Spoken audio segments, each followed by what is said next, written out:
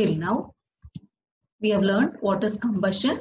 Combustion is a chemical process in which a substance reacts with oxygen and generates heat in that process. And then we have learned about what are combustible substances. Combustible substances are those substances that undergo combustion, and the substances which undergo combustion give off heat and sometimes light. Light will be in the form of flame or glow when they react with oxygen. And then we have learned about non-combustible substances. Non-combustible substances are those substances that do not undergo combustion or burn. Then we have learned about conditions necessary for the combustion to take place. What are the conditions necessary for the combustion? Combustion requires fuel. Combustion only take place when there is a fuel which produces heat and light when it catches fire. For example, petrol, diesel, etc. Then second condition is combustion requires heat. Then combustion requires air. So these three conditions are necessary for the combustion to take place. Then we have learnt about matchstick, isn't it? And the matchstick contain antimony trisulfide and potassium chlorate. Then the matchbox, which has both two sides of rubbing surface. The rubbing surface of the matchbox has powdered glass and little red phosphorus. As we know that red phosphorus is less dangerous than white phosphorus. So nowadays the side of the matchbox contains powdered glass and little red phosphorus. Then how it works, when we strike the matchstick against the rubbing surface, some red phosphorus get converted into white phosphorus, and then this immediately reacts with potassium chlorate present in the matchstick head to produce enough heat to ignite antimony trisulfide and thus start the combustion. Thus the matchstick starts burning. Then we have learnt about different substances catch fire at different temperatures, isn't it? That is, the lowest temperature at which a substance catches fire is called its ignition temperature. So what is ignition temperature? The lowest temperature at which a substance catches fire is called its ignition temperature. Then we find that combustible substance cannot catch fire or burn as long as its temperature is lower than its ignition temperature. The substances which have very low ignition temperature and can catch easily and can easily catch fire with flame are called inflammable substances. So what are inflammable substances? The substances which have very low ignition temperature so that it can easily catch fire with flame are called inflammable substances. Examples of inflammable substances are petrol, liquefied petroleum gas, kerosene, etc. Then how do we control fire?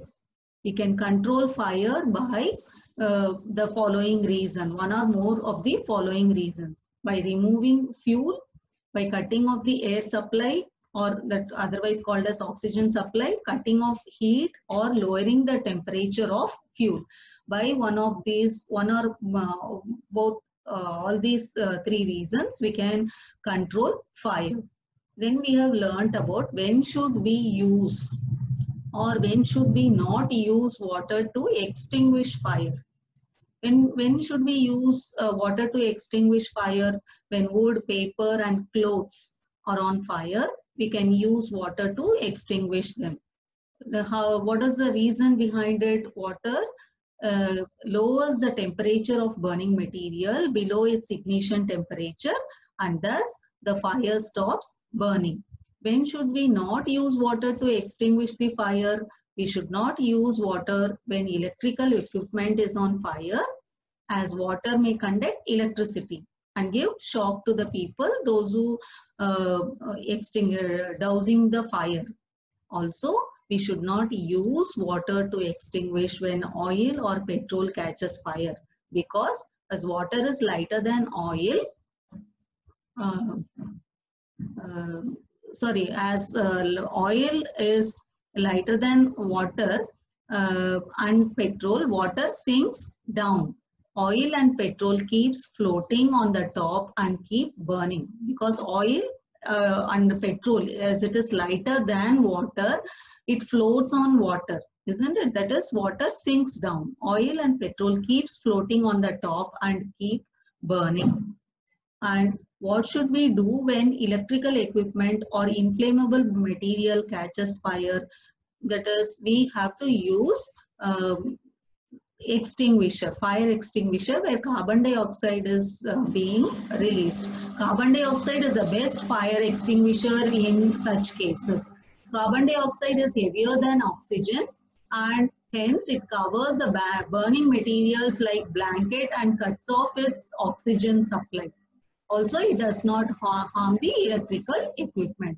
Carbon dioxide can be stored as liquid in cylinders at high pressure. When it is released, it immediately expands and cools down and covers the fire like a blanket, and also it brings down the temperature of the fuel.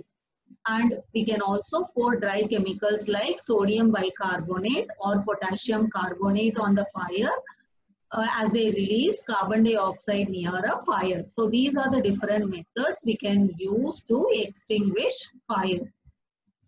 Then now let's continue different types of combustion. Combustion, mainly there are three types of combustion: rapid combustion, spontaneous combustion, and explosion. So now let us learn one by one by all these three methods in a detailed manner. Rapid combustion. Combustion in which a gas burns quickly, producing heat and light in this process. So combustion takes place very quickly. For example, gas which burns quickly, producing heat and light, is called as rapid combustion. Example, LPG, liquefied petroleum gas. That is what we use at our house, isn't it? The LPG cylinder, when you open and when you keep the burning mastic, immediately it catches fire. That is called as burns quickly, producing heat and light, is called rapid combustion. Spontaneous combustion, combustion which a material bursts into flame suddenly without applying heat. Got that? Suddenly it burst into flame without applying a heat. Example, phosphorus, which burns at room temperature. And spontaneous combustion of coal dust often causes accidental fire in coal mine. Coal mine, when they mine to take coal dust comes out, and which sometimes catches fire suddenly, which burst into flame without any heat applying it to it. This is called, because of which accidental fires cause. For children, heat from the sun or lighting may also cause spontaneous fire, forest fire. So these are spontaneous combustion. That is, spontaneous combustion means where the material bursts into flame suddenly without applying a heat. Example, phosphorus, which burns suddenly at room temperature. Coal dust while mining the coal in coal mines causes accidental fire. Heat from the sun and lightning also causes spontaneous forest fire. Now next, third method is explosion. That is when a material bursts suddenly to produce heat, light and sound. On the application of heat or pressure is called explosion. The difference between spontaneous combustion and explosion is, in spontaneous combustion, material bursts into flame without applying a heat. Or children, and in explosion, materials burst suddenly by applying heat or pressure, so that it produces heat, light and sound, is called as explosion. Example, crackers and fireworks. When we keep here applying heat, then only crackers burst, isn't it? So that is called as, and it produces large amount of heat, light and sound. So this is called as explosion. So we have learned three types of combustion: rapid combustion, spontaneous combustion, and explosion. Now let's study about flame. Flame, what is flame? Flame is a hot glowing body of ignited gas which is produced when something is on fire.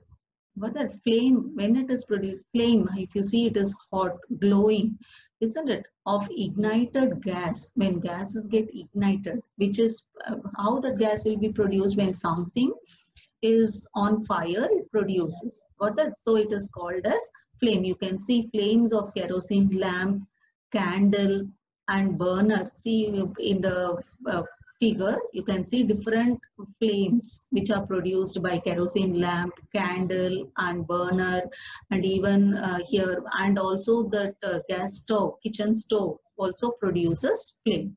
For children, it is nothing but a hot glowing body of ignited gas. And all materials, they don't burn with flame, isn't it? Some materials burn with flame and some do not burn with flame. Now let us, here you can see the table, material which burns which forms flame while burning and which does not form flame while burning. Candle, if you see candle, it forms a flame while burning, isn't it?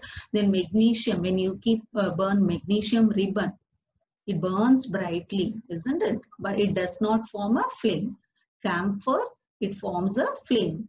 Kerosene stove, it also forms a flame. Kerosene stove, or the kitchen stove which is used by using LPG cylinder, that also forms a flame. So some materials, they burn with a flame and some they do not form a flame while burning. So which material, which substances forms flame? The substances which vaporize during burning gives flames. Got that? Why some substances only they burn with flame? That is, the substances which vaporize, which evaporate during burning give flames. For example, kerosene oil and molten wax, that is candle, how through wick. Wick means what? That thread by which candle wick, we know, no, this by where we lit up this heat, that is wick, isn't it? So for the molten wax, molten means melted wax, it rises through the wax, through the wick, and vaporized during burning and form flames. Charcoal or coal, on the other hand, they do not vaporize and so they do not produce flame. For children, so the substance which vaporize during burning, they give flames, and substances which do not vaporize, they do not form flame.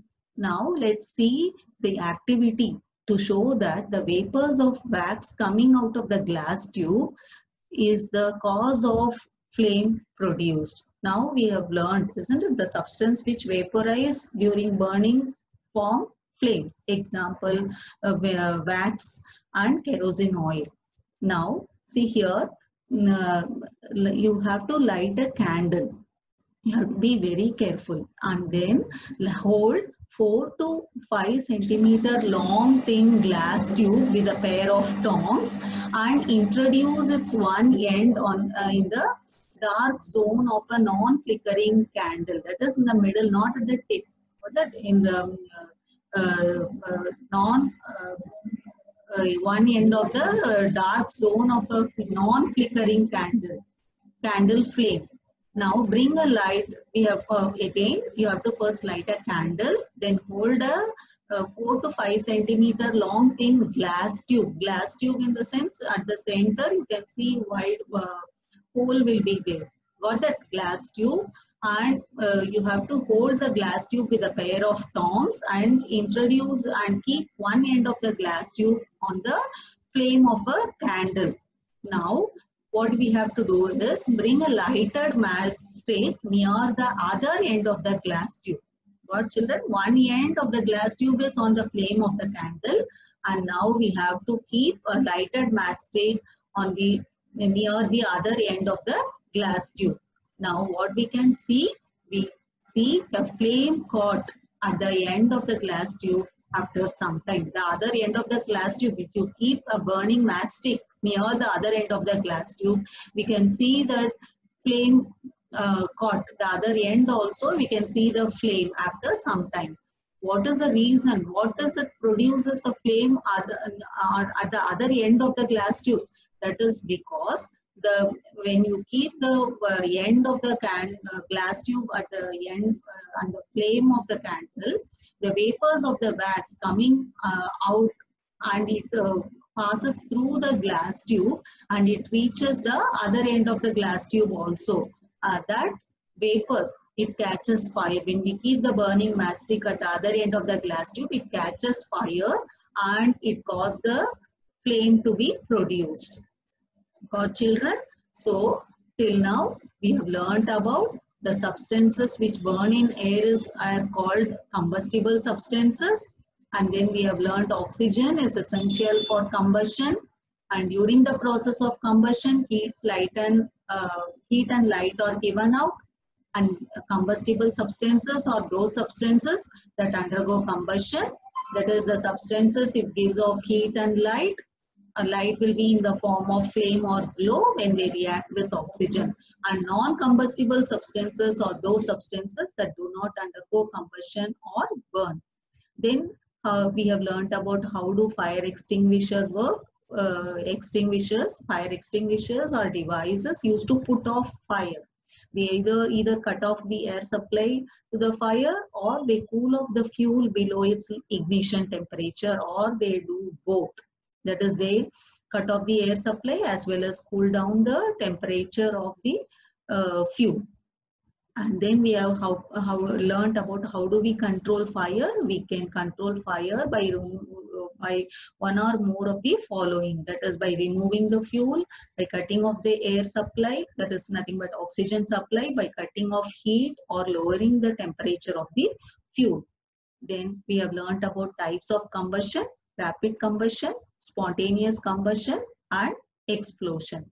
Then we have learnt about flame. Flame is nothing but a hot glowing body of ignited gas which is produced when something is on fire. Then the substances which vaporize during burning, they give flames. Example, kerosene oil, molten wax, etc. Which the molten wax rise through the wick. Even kerosene oil lamp we use, isn't it? The kerosene oil also, it rises through the wick and are vaporized during burning, and thus it forms flames. Charcoal, on the other hand, does not vaporize and so does not produce